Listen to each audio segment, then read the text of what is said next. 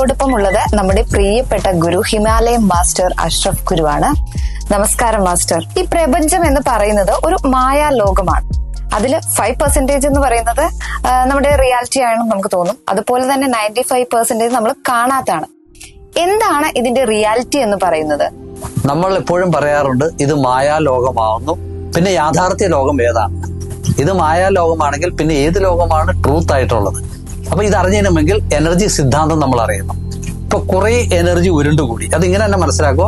ഒരു section energy ശൂന്യതയിൽ ഉരുണ്ടുകൂടിയേക്കാണ്. ആ എനർജിയിൽ നിന്നും ഒരു പല തരംഗത്തിലാണ് എനർജി സ്ഥിതി ചെയ്യുന്നത്, ഒരു തരംഗത്തിലല്ല. അനന്തമായ തരംഗങ്ങൾ കൊണ്ട് അടങ്ങിയതാണ് ആ ഊർജ്ജ ലോകം, ആ അത്രയും ഉരുണ്ടുകൂടിയിരിക്കുന്നത്. അതിൽ നിന്നും ഒരു വസ്തു രൂപാന്തരപ്പെടുകയാണ്. അപ്പൊ ഇത്രയും എനർജിയിൽ നിന്ന് ഒരു ചെറിയ വസ്തു രൂപാന്തരപ്പെടുന്നു. അപ്പൊ മറ്റുള്ള എനർജികൾ മാനിഫെസ്റ്റ് ആവുന്നില്ല. അവിടെ എന്തുകൊണ്ടാവുന്നില്ല? അതിന്റെ തരംഗ സ്വഭാവം വ്യത്യാസമുണ്ട്. അപ്പൊ ഒരു കാര്യം പിടികിട്ടി, എല്ലാ തരംഗങ്ങളും മാനിഫെസ്റ്റ് ആവുന്നില്ല. ഊർജം അതേപോലെ 100% കൊണ്ട് കൺവേർട്ട് ആവുന്നില്ല. അങ്ങനെ ആയിരുന്നെങ്കിൽ നമുക്ക് ഇവിടെ ജീവിക്കാൻ പറ്റാതെ വന്നേനെ. അങ്ങനെ ഊർജം കംപ്ലീറ്റ് ഭൗതികമായി മാറിയിരുന്നെങ്കിൽ പിന്നെ ഊർജത്തിന്റെ കൺസെപ്റ്റ് നഷ്ടപ്പെടും, മാനവരാശിയുടെ നിലനിൽപ്പ് അവതാളത്തിലാവും. അതുകൊണ്ട് അതിൽ നിന്നും ചില എനർജികൾ, ചില പ്രത്യേക രീതി തരംഗത്തിലുള്ളത്, അത് 342 ഹെർട്സ്, ഗാമ, ഇതുവരെ സയൻസ് കണ്ടുപിടിക്കാത്ത നിരവധി ഫ്രീക്വൻസിയാണ് അത് മാനിഫെസ്റ്റ് ആവുന്നത്. ഇപ്പൊ നമ്മൾ ഒരു എക്സാമ്പിൾ എടുക്കുകയാണെങ്കിൽ ഈ ബോട്ട് രൂപീകരിക്കപ്പെട്ട എങ്ങനെയാണെന്ന് നമുക്ക് മനസ്സിലാവും. സാധാരണഗതിയിൽ പറഞ്ഞാൽ ഫാക്ടറിയിൽ നിന്നും ബോട്ടായി വന്നു, വീണ്ടും പോയി പറഞ്ഞു റോ മെറ്റീരിയൽസ് കുഴിച്ചെടുത്തു, ഇതുണ്ടാക്കാൻ വേണ്ട റോ മെറ്റീരിയൽസ് എവിടുന്ന് കിട്ടി?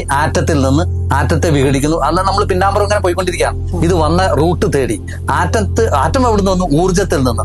ഊർജം എവിടുന്ന് വന്നു? തികച്ചും ശൂന്യത, എംപ്റ്റിനെസ്. അപ്പൊ എംപ്റ്റിനെസ്സിൽ നിന്ന് എങ്ങനെ ഊർജം ക്രിയേറ്റ് ആയി? അതാണ് യൂണിവേഴ്സിന്റെ ഏറ്റവും വലിയ നിഗൂഢതയും തത്വവും. അതുകൊണ്ട് മതം എന്ത് ചെയ്തു? അതിനെ ദൈവം എന്ന് വിളിച്ചു. കാരണം ശൂന്യത, ഗുണാതീതമായ നിറഞ്ഞു നിൽക്കുന്ന എല്ലാത്തിനെയും കൺട്രോൾ ചെയ്യുന്ന അവസ്ഥാവിശേഷം. അതിൽ നിന്ന് ഊർജം ക്രിയേറ്റ് ആയി, വൈബ്രേഷൻ, സൗണ്ട്, ഊർജം, അതിൽ നിന്ന് ആറ്റത്തിൽ നിന്ന് ഭൗതിക റോ മെറ്റീരിയൽ നിന്ന് ഭൗതികം, ഫാക്ടറി, ഇങ്ങനെ ബോട്ടായിട്ട് വന്നു. അപ്പൊ ഇവിടെ അറിഞ്ഞിരിക്കേണ്ടത്, ഈ ഊർജം കൺവേർട്ട് ആവുമ്പോൾ മുഴുവൻ ഊർജവും ഈ ബോട്ടായിട്ട് പരിണമിക്കുന്നില്ല. ഇതിന്റെ പിന്നിൽ അനന്തമായ ഊർജമുണ്ട്. അതിൽ നിന്നും ചെറിയ ഒരു സെക്ഷൻ രൂപാന്തരപ്പെട്ട് ഇതാവുന്നു. അപ്പൊ 100% നിൽക്കുന്ന ഊർജ്ജ ലോകത്തിൽ നിന്ന് 5% കൺവേർട്ട് ആയിട്ടാണ് ഈ കാണുന്ന ജീവജാലങ്ങളും മനുഷ്യരും കാര്യങ്ങളും ഒക്കെ. അതേസമയം അത് 50% ആയിരുന്നെങ്കിൽ മാനവരാശിയുടെ നിലനിൽപ്പ് അവതാളത്തിലായേനെ. കാരണം ബാലൻസ് ചെയ്യാൻ പറ്റാതെ വന്നേനെ മൊത്തം. കാരണം ഈ വേൾഡ് കംപ്ലീറ്റ് കൺട്രോൾ ചെയ്യപ്പെടുന്നത് എനർജിയിലാണ്. ഒരു 10 ആൾക്കാർ, ഒരാൾ 9 പേരെ കൺട്രോൾ ചെയ്യുന്നു. ഈ 10 പേരും 10 പേരെ കൺട്രോൾ ചെയ്തെന്ന് നമുക്ക് ചിന്തിക്കാൻ പറ്റുമോ? ഒന്നും ഊഹിക്കാൻ പറ്റുമല്ലോ.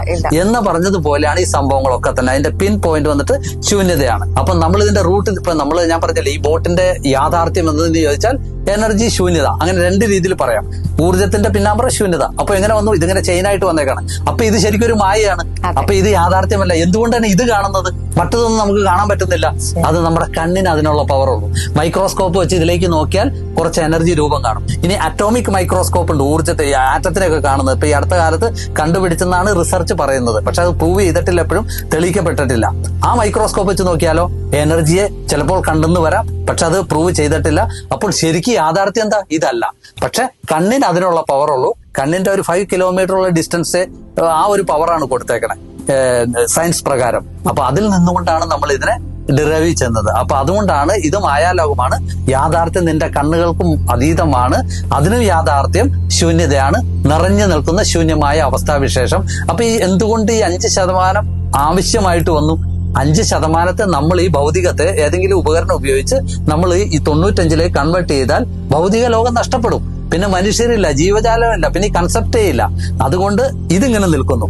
ഇനി വേറൊരു കൺസെപ്റ്റിലേക്ക് വന്നാൽ, ഈ നിറഞ്ഞു നിൽക്കുന്ന ശൂന്യത എന്ന് പറഞ്ഞു, തൂണിലും തുരുമ്പിലും എല്ലാം ശൂന്യമായ അവസ്ഥാവിശേഷം ഗുണാതീതമായി നിൽക്കുന്നു, കാലാതീതമായി നിൽക്കുന്നു, സമയാതീതമായി നിൽക്കുന്നു.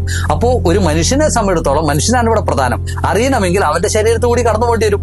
5% ശരീരത്തിൽ സ്ഥിതി ചെയ്യുന്ന ആത്മാവ്, എനർജി, അതിനറിഞ്ഞാലാണ് ഈ സൂക്ഷ്മമായ ട്രാക്കിലേക്ക് കടന്നു പോകാൻ പറ്റുള്ളൂ. അപ്പൊ ഡയറക്റ്റ് ഒരു പാലത്തിലേക്ക് കടക്കാൻ സാധ്യമല്ല. അപ്പൊ ഈ 5 മനുഷ്യനെ സംബന്ധിച്ചിടത്തോളം മനുഷ്യനാണ് ഇത് ആവശ്യം. ഊർജ്ജലോകത്തെ അറിയേണ്ടത് മനുഷ്യനാണ്. മൃഗങ്ങൾക്ക് അത് അറിയേണ്ട കാര്യമില്ല. കാരണം അതിന് ആവശ്യകതയില്ല ഭൗതിക ലോകത്ത്. അതുകൊണ്ട് മനുഷ്യന് കടന്നു പോകണമെങ്കിൽ ഈ 5% ആവശ്യമാണ്. പിന്നെ നിഗൂഢ സിദ്ധാന്ത പ്രകാരം നമ്മൾ കടന്നാൽ അറിയാം, പ്രപഞ്ചത്തിന്റെ സൂക്ഷ്മമായ അവസ്ഥാവിശേഷത്തിന് നിലനിൽക്കണമെങ്കിൽ 5% ഈ ഭൗതികം ആവശ്യമാണ്. ഒരു സൈഡിൽ കൂടെ നോക്കിയാൽ ചോദ്യചിഹ്നമോ, ദൈവത്തിന് നിലനിൽക്കാൻ ഈ 5% ആവശ്യമാണോ? എന്നുള്ളൊരു ചോദ്യം അവിടെ ഉദിക്കും. കാരണം പ്രപഞ്ചത്തിന്റെ സൂക്ഷ്മമായ അവസ്ഥാവിശേഷം സകലത്തിലും നിറഞ്ഞു നിൽക്കാണ്. ഇത് ആവശ്യമാണ്. കാരണം ഇതിന്റെ എനർജിയും അതിന്റെ എനർജിയും ആ ഒരു ഫ്രീക്വൻസിയിലാണ്, ആ താളലയത്തിലാണ് പോയിക്കൊണ്ടിരിക്കുന്നത്. ഇതിൽ ബാലൻസ് തെറ്റിയാൽ അവിടെയും ബാലൻസ് തെറ്റും, അവിടെ ബാലൻസ് തെറ്റിയാൽ ഇവിടെ മാനവരാശിയുടെ നിലനിൽപ്പില്ലാതെയാവും.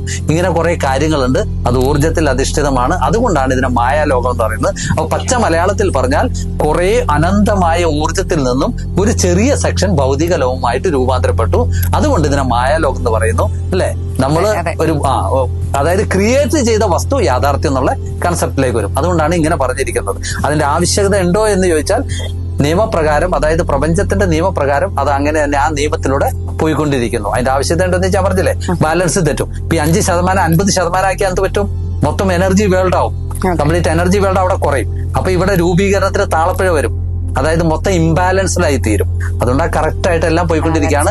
എല്ലാത്തിനെയും ബാധിക്കും, ഗ്രഹങ്ങളെയും അതിന്റെ ചലനങ്ങളെയും. ഇപ്പൊ നമ്മൾ എന്താണ്, നമുക്ക് ഉൾക്കൊള്ളാൻ പറ്റും. അപ്പൊ നമ്മള് ചലിച്ചുകൊണ്ടിരിക്കുകയാണ്, ഭൂമി കറങ്ങിക്കൊണ്ടിരിക്കുകയാണ്, ഈ ബോട്ട് ചലിച്ചുകൊണ്ടിരിക്കുകയാണ്. ഇപ്പൊ നിങ്ങളോട് പറയാണ് ഭൂമി കറങ്ങുന്നു, ഉൾക്കൊള്ളാൻ പറ്റുമോ? ഒരിക്കലും ഇല്ല.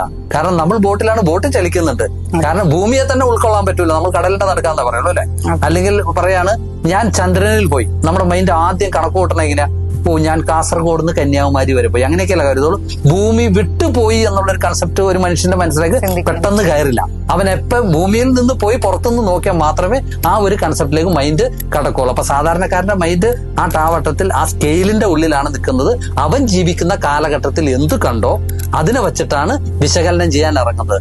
അല്ലെങ്കിൽ ഒരു മനുഷ്യൻ 5 കോടി വർഷമൊക്കെ ജീവിച്ചിരിക്കണം. ഇങ്ങനെ വന്ന് ഓരോ യുഗത്തിലും ഉണ്ടായിരുന്ന മാറ്റങ്ങളെ വിശകലനം ചെയ്യാൻ പറ്റും. ഞാൻ ഇത്ര വർഷം ഉണ്ടായിരുന്ന കാലഘട്ടം അങ്ങനെ വിശകലനം ചെയ്യാൻ പറ്റും. അല്ലാത്തടത്തോളം കാലം ഇതിനൊരു റെഫറൻസ് കൊടുക്കുക ബുദ്ധിമുട്ടാണ്. ഓക്കെ, ശരി. നമുക്കറിയാത്ത ഒരുപാട് കാര്യങ്ങൾ മാസ്റ്റർ നമുക്ക് നല്ല വിശദമായിട്ട് തന്നെ പറഞ്ഞു തന്നു. Thank you master.